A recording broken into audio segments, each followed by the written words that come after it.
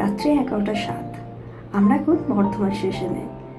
বোন, মিষ্টির পাপা, মিষ্টি, আমাদের সবারই হঠাৎ করে একটু প্ল্যান হলো, চলো দার্জিলিং ঘুরে আসি। মিষ্টি একদম পুরো রেডি নিজের মুডে। আমাদের ট্রেন আসতে একটু দেরি আছে, 11:30 টাইম। তাই ওরা দুজন মিলে বসে বসে একটু মোবাইল দেখছে। ট্রেন চলে এসছে, ঝটপট উঠে পড়ে নিজেদের সঠিক সিটে বসে পড়ি। তারপর দেখা হবে কাল সকালে। একসাথে থাকবেন কিন্তু। Good morning. সকাল হয়ে গেছে। চারিটা ধার দেখতে দেখতে মিষ্টি ভীষণ এক্সাইটেড, কখনো নামবে, কখনো পাহাড় দেখবে। পৌঁছে গেছে আমরা শিলিগুড়িতে। এসকেলেটার থাকার জন্য মাল নিয়ে উঠতে অসুবিধা হয়নি। বাইরে গাড়ি বলাই আছে, গাড়ি চলেও এসেছে। এই পাহাড়, এরই তো টানে আসা, তাই না?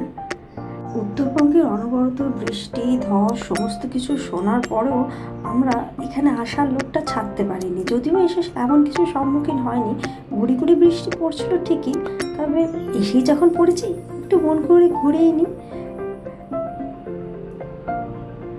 পাহাড়ের গা বেয়ে শহরটা কি সুন্দর করে উঠে গেছে, বাড়িগুলো দেখলে মন ভরে যায়। দূরে যেটা দেখছেন এটা কিন্তু ধোঁয়া না, পুরো মেঘ। ফ্রন্ট সিটে মিষ্টি, মিষ্টির বাবা।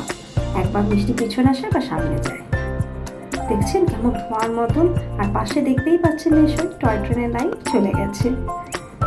আর কিছুটা গেলেই আমরা পৌঁছে যাব। দার্জিলিং পৌঁছাতে 4-4.5 ঘন্টা লাগে। কিছুটা যানজটের সম্মুখীন আমাদেরকেও হতে হয়েছিল। আসছে টয় ট্রেন, উফ দেখে নিই, ভীষণ দেখার ইচ্ছা ছিল। এখানে নাকি স্টিম টয় ট্রেনও চলে। এই সিজনে টিকিট পাওয়া ভীষণ দুষ্কর।